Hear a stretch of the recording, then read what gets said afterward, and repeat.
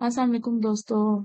आज हम बात करेंगे जिस टॉपिक को है एग्जिस्टेंशियलिज्म, और आज हम इतने अच्छे से इसको कवर करने की कोशिश करेंगे कि आपका ऑब्जेक्टिव एमसीक्यूज की तरह जो सवाल आते हैं और आपका सब्जेक्टिव अगर लॉन्ग क्वेश्चन भी आया तो आप भी इसको अच्छे से अटेम्प्ट कर।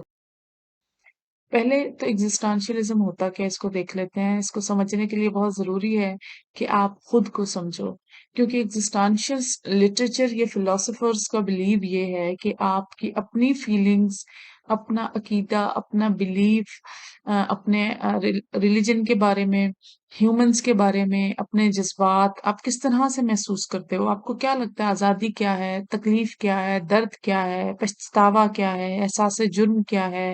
ये सारी चीजें जो हैं, अगर आपको अपनी सारी चीजों के बारे में एहसास है और आपको पता है, तो इसका मतलब है कि आप एग्जिस्टेंशियलिस्ट लिटरेचर में एग्जिस्ट करते हो, या फिलोसफर्स के मुताबिक ये एग्जिस्टेंशियल लिटरेचर होता है। वो ये इस बात पे बिलीव नहीं करते कि आप इसको ऑब्जेक्टिव लो और सोचो कि लोग उसके बारे में क्या सोचते हैं, नॉलेज क्या होती है, क्या साइंस है। नहीं, आपने अपनी साइंस के बारे में सोचना है, और लिटरेचर में इसको सब्जेक्टिव एनहेंस और डेवलपमेंट भी कहते हैं। लेकिन एग्जिस्टेंशियलिस्ट में हम खुद पे फोकस करने की बात करते हैं। जब आपको एहसास हो जाए कि आपकी क्या वैल्यू है और आप कहाँ पाए जाते हो, तो इसका मतलब है तो एग्जिस्टेंशियलिस्ट की लिस्ट में आ चुके। अगर हम थिएटर ऑफ एब्सर्ड की बात करें, तो थिएटर ऑफ एब्सर्ड असल में, एब्सर्ड आपको पता है उसे कहते हैं जिसका मतलब है कि अजीबोगरीब, वियर्ड, बहुत ही ज्यादा बेवकूफाना, मतलब इलॉजिकल, जिसका कोई मीनिंग तो हो पर प्रॉपर उसका लॉजिक या मैसेज ना हो, तो उसको हम एब्सर्ड कहते हैं। अब थिएटर ऑफ एब्सर्ड में हम इस तरह के प्लेस पोर्ट्रे किए जाने लगे जिसमें उनका कोई मकसद ही नहीं है बात करने का। एग्जिस्टेंशियलिस्ट को इसमें इसलिए किया जाने लगा क्योंकि सम टाइम कुछ प्लेस ऐसे होते हैं जिनमें बज़ाहिर तो ये ऐसा लगता है कि बात का कोई मकसद नहीं है, लेकिन उसका प्रॉपर कंक्लूजन निकल आता है। तो हम थिएटर ऑफ एब्सर्ड में सबसे पहले देखेंगे सैमुअल बकेट को। सैमुअल बकेट ही वो हमारा राइटर एक है जो कि जिसने वेटिंग फॉर गॉडो लिखा।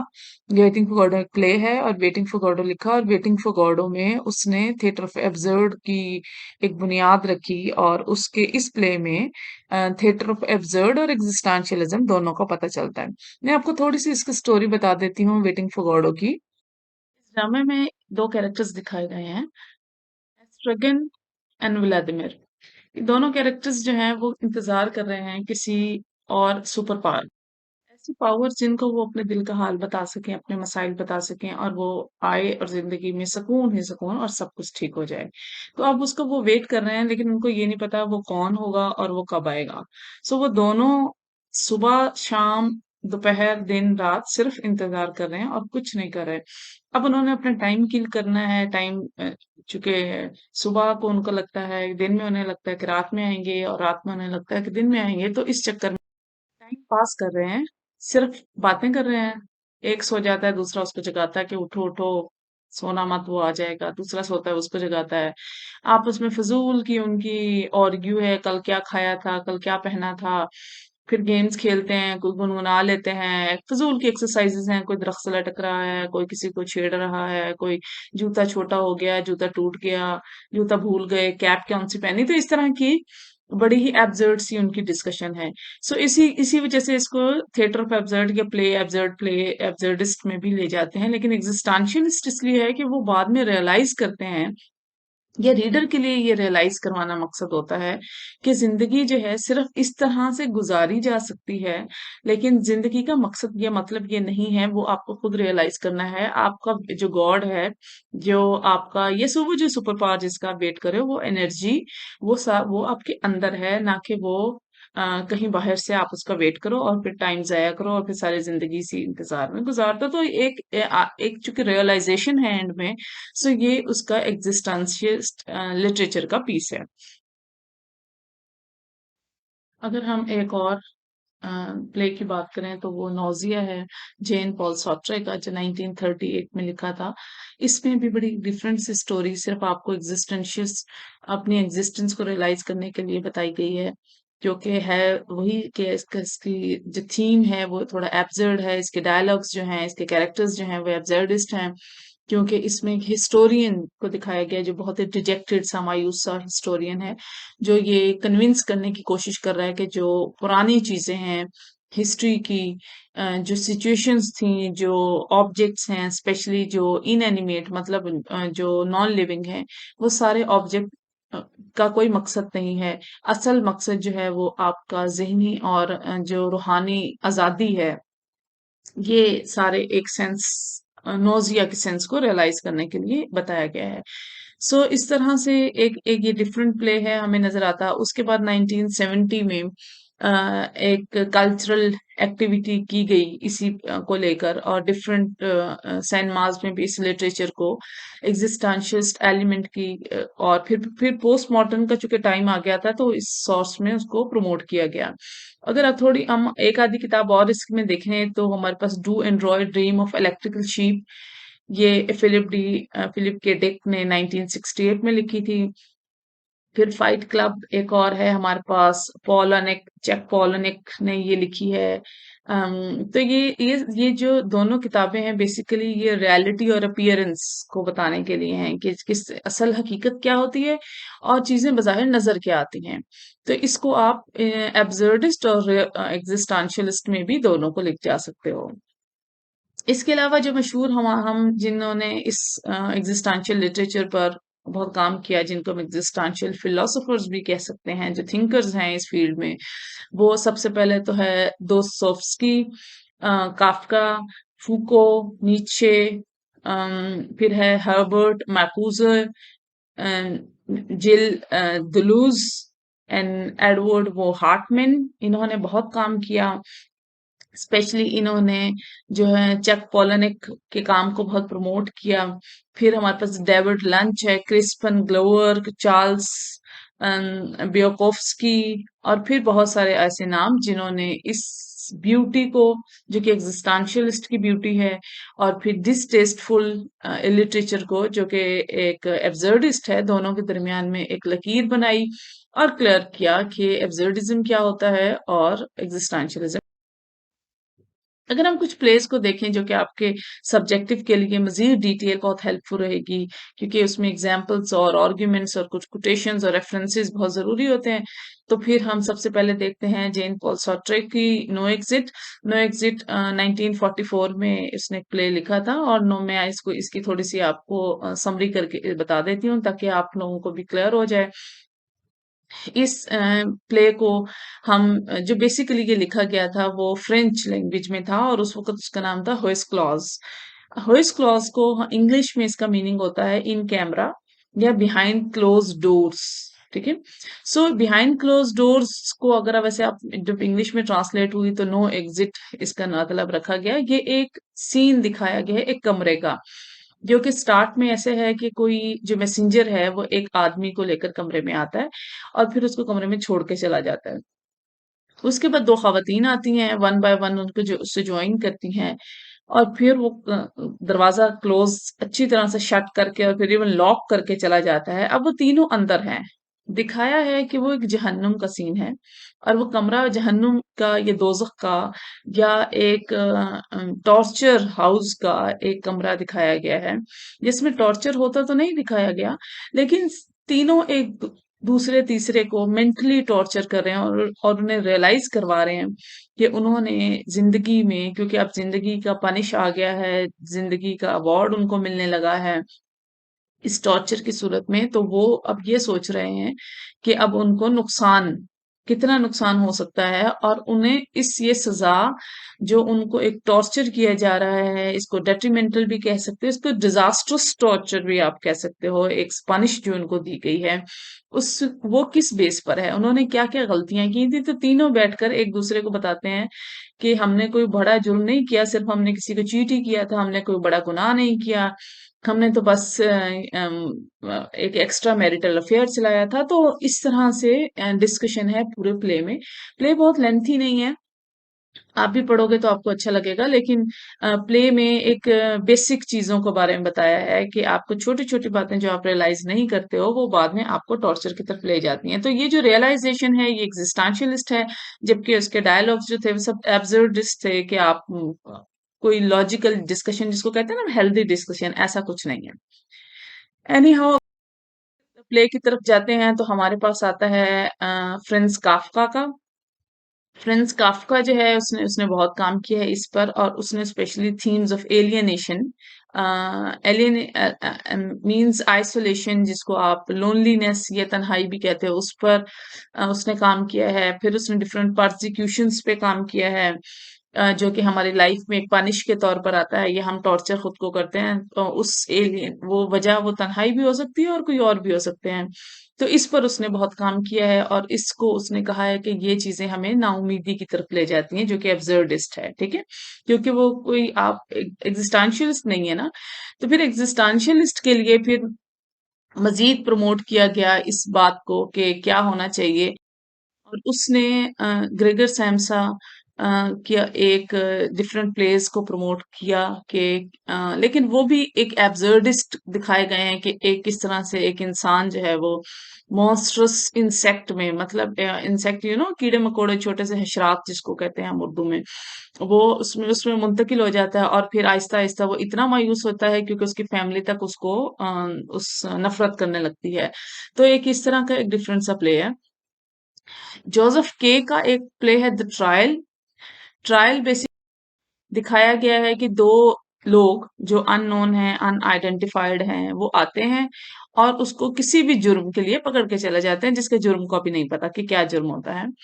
और फिर वो नहीं दिखाया गया कि वो कौन लोग हैं, लेकिन उसको दूर लेकर चले गए घर से, और उसको किसी कमेटी ऑफ अफेयर के सामने पेश किया गया है, और कमेटी ऑफ अफेयर के सामने पेश करने के बाद उसको पानिश कर दी गई है। फिर 13वें साल में आकर उसको मार दिया जाता है, उसका उसका सर उड़ा दिया जाता है, उसको कत्ल कर दिया जाता है। वो थोड़ी सी एग्जिस्टेंस मतलब रेजिस्टेंस करता है, थोड़ी सी शोर शराबा मचाता है, अपने आप को बचाने की कोशिश भी करता है, लेकिन कुछ नहीं होता, फाइनली उसको मारना होता है और मार ही दिया जाता है। लेकिन उसके फिर जब वो मर जाता है तो उसकी कब्र पर, या जो उसके जहां पर उसकी डेड बॉडी रखी जाती है, तो वहां पर उसको एक अम, तमगा, मतलब उसके लिखा जाता है, उसके ऊपर एम्ब्रॉयडर्ड किया जाता है जो उसके आखिरी डायलॉग से, और उसके आखिरी डायलॉग से लाइक अ डॉगी, ठीक है। तो ये सारी चीजों में कोई मकसद नहीं था बात करने का, लेकिन जो हम जब एंड निकालते हैं तो वो कोई प्रॉपर होता है जो कि एग्जिस्टेंशियलिस्ट की तरफ ले जाता है। इसी तरह से ही कैसल हमारे पास एक प्ले है जिसमें प्रोटैगनिस्ट जो के है हमारे पास, वो भी एक मिस्टीरियस सी अथॉरिटी दिखाई है कासल में, और उसकी कोई रीजन नहीं है वहां पे रहने की।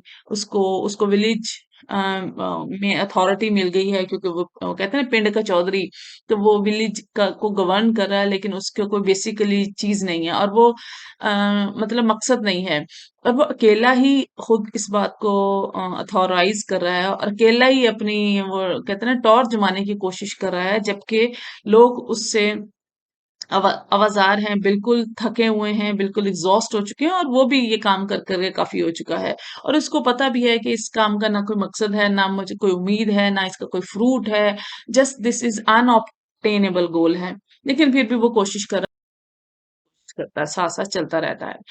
एनी हाउ, अल्बर्ट केमिस का बहुत बड़ा नाम, मिथ ऑफ सिसिफस में उसने एक प्ले लिखा उसने, मिथ ऑफ सिसिफस में, जिसमें बेसिकली उसने एब्सर्डिस्ट की थ्योरी दी है, और आपको एग्जिस्टेंशियलिस्ट के साथ साथ एब्सर्डिस्ट का भी थोड़ा आइडिया हो गया होगा कि हम जो हमारी इलॉजिकल या ओंगियां बोंगियां से होती हैं, कुछ डिफरेंट सी स्टोरी दिखाई है जिसमें जो कैरेक्टर है जो प्रोटैगनिस्ट है वो सिसिफस है, और सिसिफस जो है वो माउंटेन पे चढ़ने की कोशिश करता है, मतलब वो टॉप पर पहुंचने की कोशिश कर रहा है, लेकिन बार बार वो नीचे जा रहा है, और वो उसको लग रहा है कि वो जितना नीचे उतरेगा उतना ही ऊपर जाएगा। अब इसकी आप मीनिंग ये में उसकी आजिजी और उसकी ह्यूमैनिटेरियन सोर्स ले लो, या आप ये समझने की कोशिश करो कि जब आप ऑपोजिट डायरेक्शन में जाते हो तो आप ऊपर कैसे जा सकते हो।